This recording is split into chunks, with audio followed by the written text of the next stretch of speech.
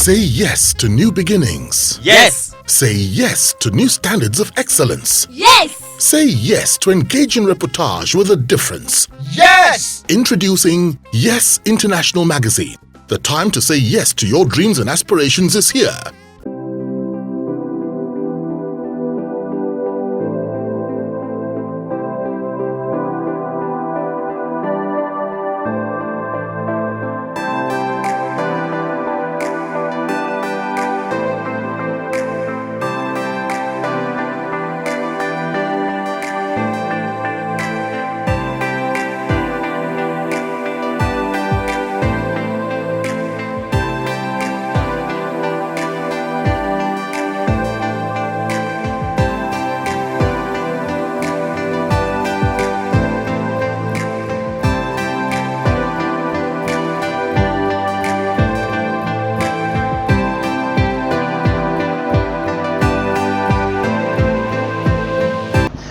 Good evening, everyone, and welcome to another edition of our weekly Instagram live chat. My name hasn't changed. My name remains Azu Arenze, your regular host. Our guest today is my friend and my brother, Mr. Gbenga Adeyinka the First, the man who prides himself as a grand comedian of Nigeria, GCON.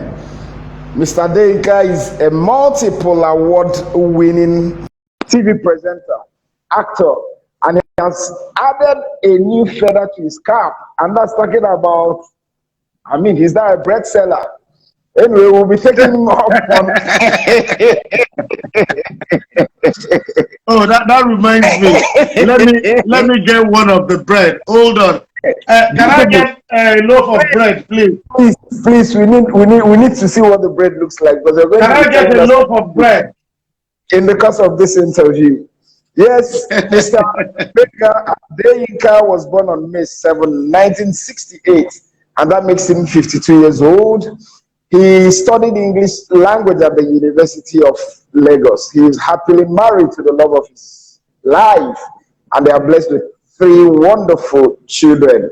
Mr. Gbenga Adeyinka, maybe people will permit me to put it on record. That is my friend, he's my blood, my main man. He has given me one of the greatest support, that I've enjoyed, ever since we started. Yes, and I'm not taking that for granted. He has persistently, consistently, and repeatedly been there for me. I have never called him and he said no to me. He's always saying yes, yes, yes, yes, yes, yes. So I'm grateful. Yes. Yes. I'm grateful. I'm so happy to have him join us this evening so that together we can discuss comedy and the bread business. Thank you very much, my friend. I'm excited to be here too. Thank you so much for all you've done. You say I've always been there for you, but you don't know say who pour water for front. Naim, the match ground way. So I remember those days of little beginnings. Wow. When you were in Encomium magazine and you did so much to help build the brand. Thank you. God bless you. Thank you. God bless you so much. Thank you. I appreciate you. Thank you. So can we start now? Yeah. All right, my first question will be your romance with comedy. What ignited it? That's one thing I never knew I would be in life, a comedian. I never, I grew up in what they called New Lagos. That was through Larry, where we had everybody. To our left were Anayo's family, my friend. To my right was a Yoruba family. The next building had a Calabar family. The next building had a Hausa family. It was an environment where you could soak up everything, And I just knew that I liked to have fun. I like to make people laugh. I didn't know it was comedy then. In secondary school, I'll be the one to want to make people laugh in class. When something happens, maybe we had a teacher who would always say and I'll be the one to say bosa and get in trouble. You know, I was always the one leading the drumming. Abi Adeni, I see you leading the drumming in class. I was always the one singing when we were playing football, you know. So I didn't know that was what it was. I started handling anchoring shows from as young as my year 2. I was a member of the Literary and Debating Society. Then something happened. My teacher then, my English teacher, Mrs. Omoigun, she's Professor Mrs. Omoigun now. She taught me literature then. She also ended up being my lecturer at Unilag. Wow.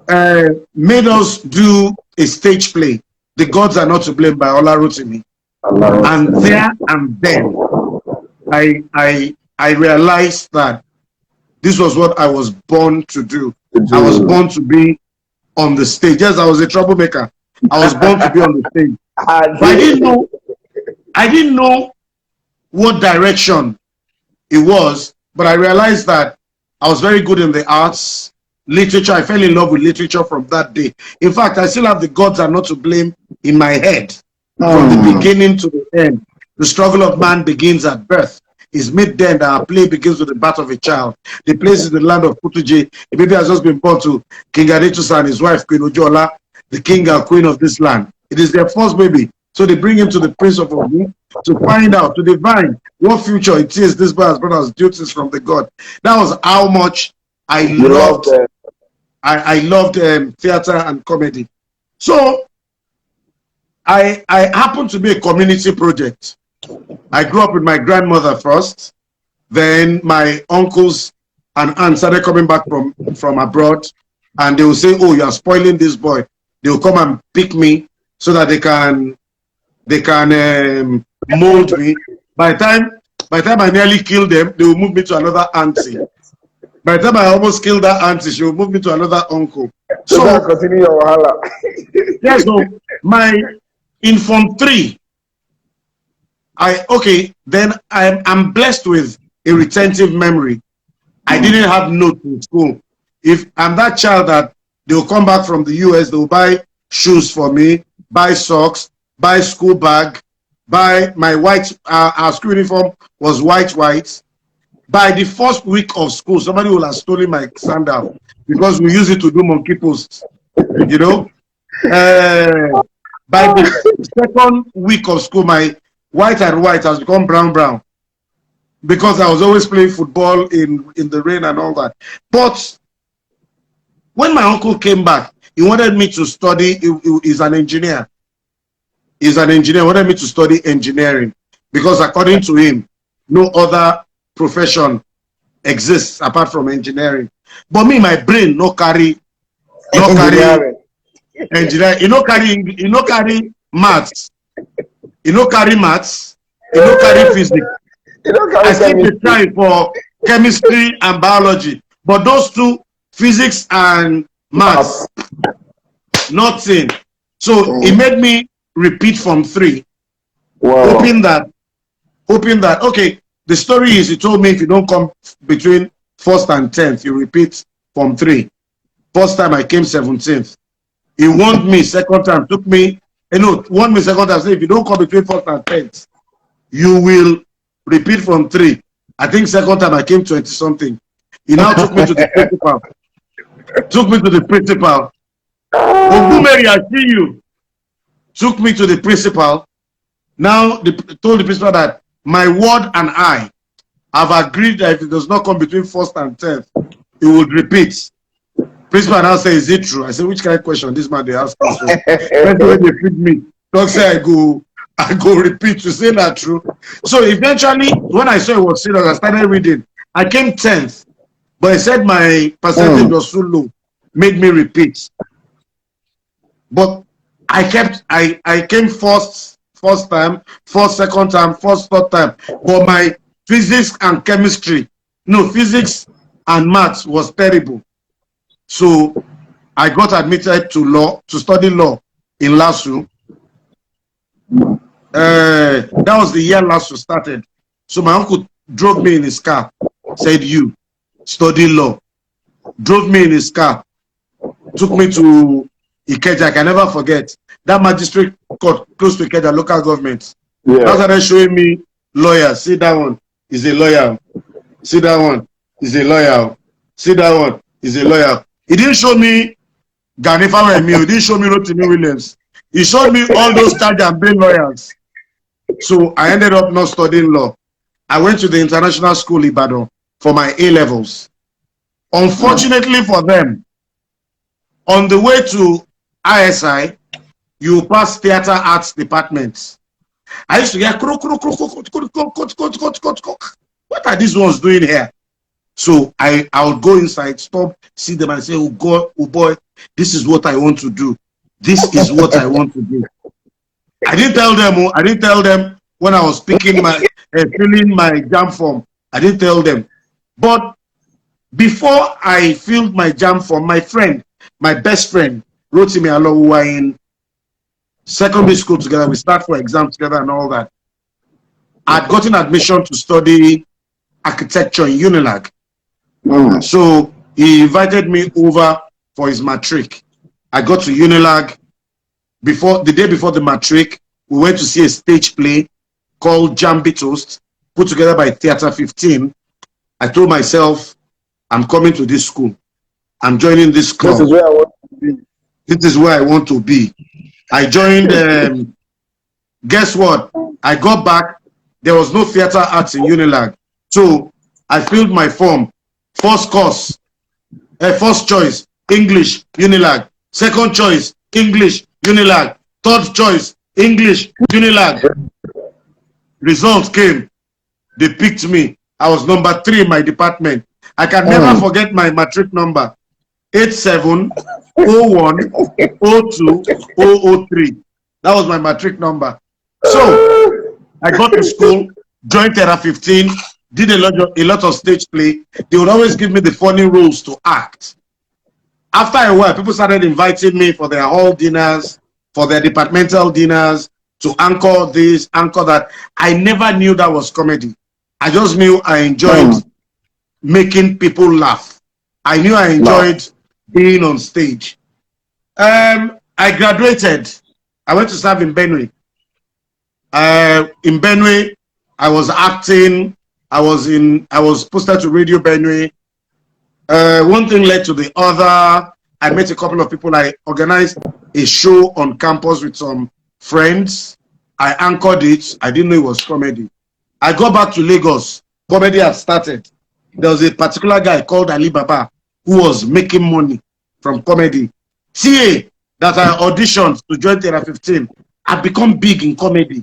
And I said, oh boy, now wow. So I faced my lane. I did my day. Because me, I always wanted to work in a bank. In fact, Davido's father, who is my uncle, who owned Pacific Merchant Bank, had told me, immediately you graduate, just come and see me, you have a job. But I think I went to see him. They were trying to start Pacific Savings and Loans then. So he told me to hold on. For the time being, I started working with my uncle. My salary was never enough. So I started my children entertainment outfit. I was painting my face, playing with children. Hello, children. Hello, uncle. If you're happy and you know, clap your hand. I was doing that. Then, lo and behold, I went to MITV. I saw Aki Akindele. I'm sure you remember Aki Akindele, the Bashorun of Alagbado. I would hear him on radio be telling jokes. One day I told him, guy, come.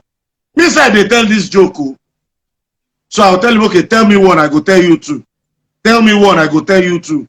So we'll throw jokes back and forth. So a certain Fumi Farodoye, I think she's Fumi Davis now, saw me and said, excuse me, I would like for you to, my right voice, I see you. I'd like for you to please come and be a part of my program. I said, I will not be One Day TV. So what will I be doing? She said, you'll be telling jokes. I said, no, I'm not a comedian. I said, no. You know all those things you say here? Just come and be saying them on TV. So when we started, the program was called Gist Night. People will call me and say, oh, you are funny, oh. You are funny. You are funny. I say, no, wala now. Everybody funny now. After a while, what killed me, pata pata, was one day somebody now called. Hello, how are you? You are so funny. You are so funny. How much do you charge? I say, money there. I don't know say money there this thing. Now so I put head. As I put head, people started calling and asking. Yes, so that my Adeyinka from day one, he said, what about that your office in Ade Market? Yes, that's the office I'm talking about. That office. Akiakwele was right behind my office. Yes. So we started. Then one of those guys that I knew in camp was working in Metropolitan Bank then. Metropolitan Bank was having their dinner. He now called me because then I was doing children party entertainment. I had DJ services. He said, can you come and play music for us? I said, yes. I went to play music. Then I saw Ali Baba. So he was now telling Ali Baba that, guy, this is our own Ali Baba. Forget that thing. This guy funny, die. This guy funny, die. Ali now said, oh, no wahala now. After I spoke for a while, I said, well, I have somebody here who I'm told is funny. Let me give him an opportunity. Introduce him. And he gave me the opportunity to talk. People laughed, you know. People laughed. And I said, wow, what do you do? I said, oh, you know, as a big boy, I said, I own my children party entertainment. I work in Sparklight engineering. I just do this as an aside. He said, oh, but you know, you should be a stand-up comedian. I said, God forbid. I didn't know that now back they push up. Now so I push up for front. Congo meet up for front. You know, so for me, comedy was never my choice. I keep telling people that I never chose comedy. I think from the very onset, Comedy chose God you. had planned what I was going to do. Because, like I was telling you, when I went to Unilag then, I told myself I was going to join Theatre 15. I was going to study English. Then, what killed me, pata was the room my friend stayed in was E109, Aliyu Makamabida Hall. And I told myself, I'll be posted to this room in this hall of residence. My brother, I didn't do anything about it. And when my letter of accommodation came, that was the exact room they gave me. Wow. Wow. So I knew that God had a hand in what I wanted to do. So wow. I didn't romance comedy before my wife thinks I'm cheating on her. It was comedy that romanced me. And me, because I am very weak, I fell yakata for comedy. You couldn't resist it. All right, now, I couldn't. The journey so far, how would you describe it? Wow. The journey has been, let me not be ungrateful to God. Yes. I think apart from this year, apart from last year, and the very first year I started comedy, it's been smooth sailing for me. Wow. God has been extremely good to me. I see doors open. I have met people I never thought I would meet in my life. I've been to places I never thought I would go to in my life. I've met presidents, not just of Nigeria, presidents of African countries. I've met an American president, all because of comedy. You know, comedy has done so much for me. But last year, oh boy, I suffered. You don't go better for coronavirus. I suffered like last year. We still talk about COVID and last year. But okay, this is our sardine bread. Wow. Oh, sorry, this is the coconut bread. Beautiful. This is the coconut bread. Beautiful. Beautiful. This is our sardine bread. Beautiful. This is what we call the detachable bread. This is the detachable, is small burger bread. Okay. This is what we call the deluxe sliced. Okay. This is the deluxe unsliced. Okay. This is the small coconut bread. The small Okay. sardine bread, sorry. The small Okay. sardine bread. Okay. This is what we call the Wow. abundance. Is the what people call agege bread. We call it abundance. I love So that. I love now, what that. are they do now? Yes, All thanks to Corona. Yes, I'll still give you time to talk about the bread so that you expatiate on them. No Yes. problem. Yes. Now, to have a taste of success in comedy, what must one do? You must be tenacious. Mm. You must be tenacious. You must never say die. There will be dark days. There will be dark days, and you must be ready to pay your dues. Wow. I've gone to do shows in places as far as Enugu without being paid. Wow. I've gone, my break in comedy, in entertainment, came from a free show. A senior colleague of mine, who is my younger brother, in fact, let me just mention his name, TA, had a gig for an event company. In those days, we called them agency. So he sent me to do the event. He sent me to do the event. So he said, when you come back, just go. When you come back, I'll pay you. When I came back, you see, then I knew he was giving me a break. Money was not the material thing for me. So when I came back, I didn't even ask him for the money because he was giving me a platform. So I went to do this Valentine's show that they organized. And the guy asked me, wow, you are good. Where have you been? Please keep in touch. And guess what? It was that guy when they needed somebody to handle StarQuest that said, there's one guy somewhere. There's one guy. Let me call this guy. Because they said they needed somebody fresh. They called me. I didn't even audition. I went for the thing.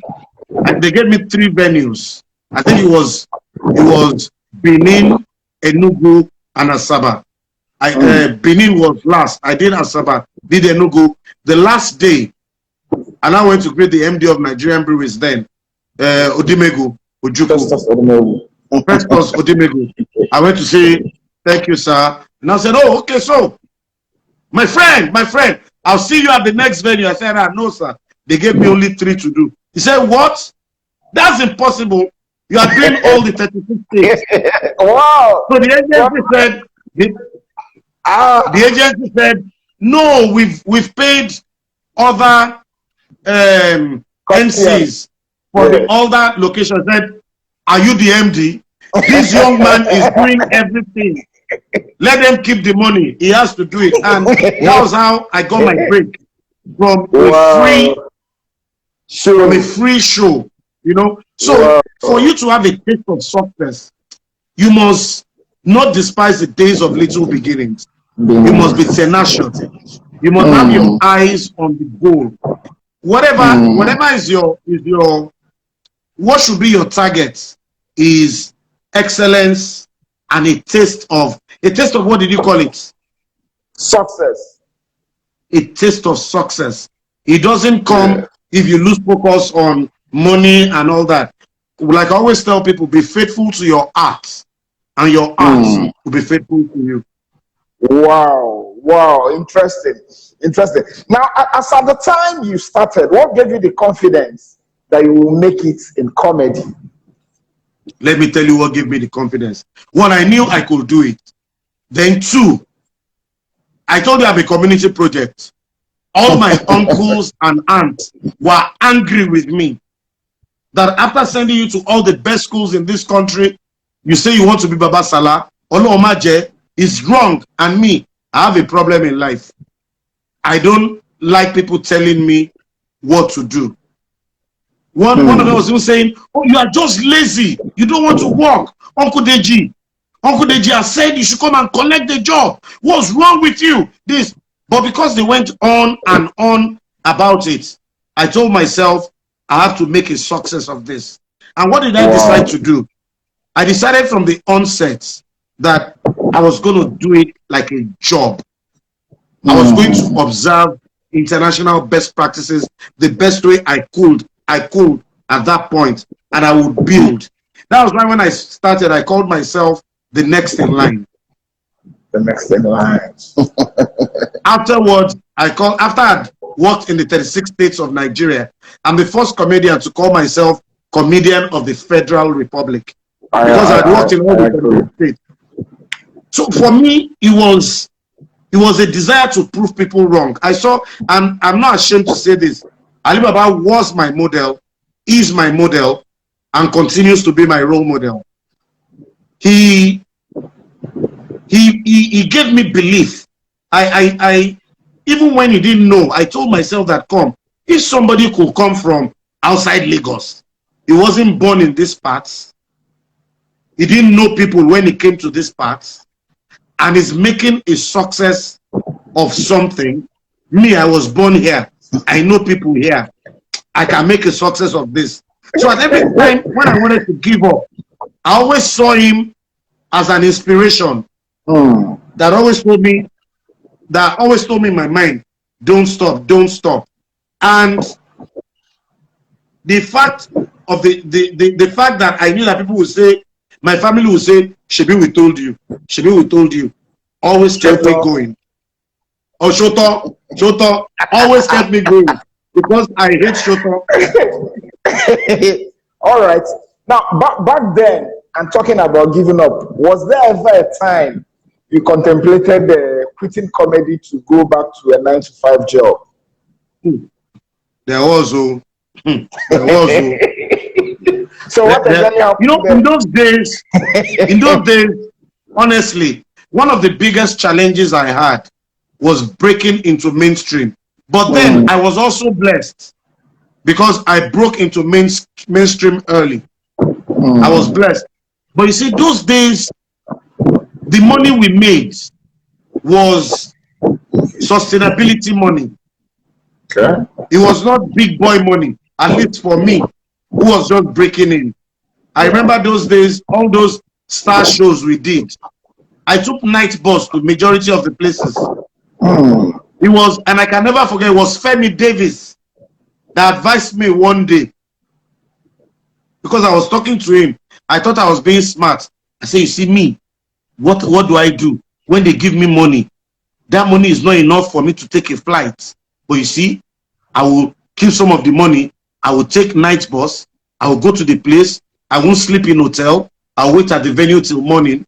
Then I will play. The next morning, I enter night bus again. Piam, I'm back in Lagos. He now told me something. He said, Gbenga, you are fooling yourself and destroying your career. I said, how? He said, see, it's not those people in the night bus that are your target audience. Your target audience are in the aeroplane that you are refusing to take. So if it's 2,000 naira you are going to keep after taking plane to where you are going, they will have seen you. They've seen you on TV. If they see you in real life, they'll remember you. Some will give you their cards, and some will do this. And I said, not true. So I started. So money no plenty. There was no money. There was one time I just had my first daughter. We were living in Okera then. And I was supposed to pay house rent. I couldn't pay house rent. It was terrible. Then luckily, in those days, there was nothing I was not doing. No. I was doing children party entertainment. I was doing stand-up comedy. I was doing printing. I was doing video recording. I was doing DJ. There was nothing I was not doing. So I now got this job to cover. Okay, I printed the people's wedding invitation card. I now got this job too to cover their wedding for video coverage. So this evening, I went to deliver the job to them. They had a few things to adjust, but they paid me my balance because that was the money I was supposed to use to pay my house rent. I don't know if you remember that bin at Ojota, that dustbin. Yes, that massive dustbin place. Yes. I didn't know there was no fuel in my car. And so fuel finished for motor. Boys just come out from everywhere with cutlass. They took the money. They took my house rents, took the tapes. I ran after them. That please drop the tapes, drop the tapes, drop the tape. I ran after them. That was the day I realized that Oga, the arm robber, the girl Oga, the Oga just said, "Who took the tape again?" Lati, I can never forget that name. Lati, drop the tape for him. Drop the tape for him. So Lati dropped the tape. So at least I went to drop tape. So they stole my house rent, and I couldn't pay rent. Wow. That was when I knew that Jesus is not from Ibadan. That was when I knew that Angel Gabriel does not have tribal mark. My brother, my landlord, I would dodge him. I would leave home very early in the morning. Before anybody wakes, PM, I don't go. I will get home very late at night. The man will have locked gates. I will jump fence to enter my house. By the time we wake up in the morning, they will have put candle and juju in front of my door. Me, I know say juju no fit kill me.